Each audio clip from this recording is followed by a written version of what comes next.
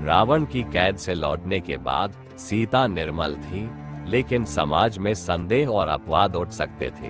राजा के रूप में राम केवल पति नहीं थे, वे धर्म, न्याय और राज्य व्यवस्था के प्रतिनिधि थे। इसलिए उन्होंने सीता पर अविश्वास नहीं किया, बल्कि चाहते थे कि पूरी दुनिया के सामने उनकी पवित्रता सिद्ध हो जाए। अग्नि में प्रवेश प्रतीकात्मक है।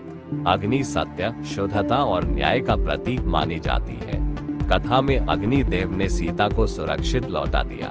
इसका अर्थ हुआ कि सीता हर प्रकार से निर्दोष है, उन पर कोई कलंक नहीं। ये दृश्य बताता है कि संदेह से बड़ी चीज सत्य है, और सत्य अग्नि की परीक्षा से भी अछूता रहता है।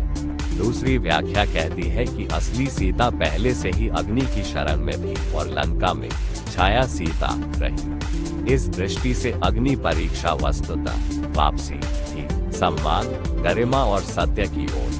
कुछ आधुनिक विचारकार इस प्रसंग को महिलाओं पर समाज के दबाव और नैतिक अपेक्षाओं का प्रतीक भी मानते हैं कि अक्सर निर्दोष को भी खुद को साबित करना पड़ता है।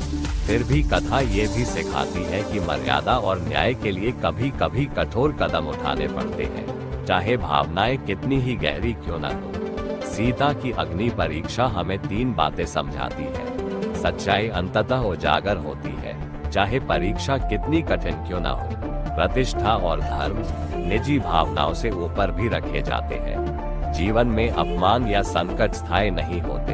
धैर्य, गरिमा और सत्य व्यक्ति को फिर से सम्मान दिलाते हैं। इस तरह ये प्रसंग सिर्फ परीक्षा नहीं, बल्कि सत्य, निष्ठा और आत्मसम्मान की विजय का प्रतीक बन जाता है।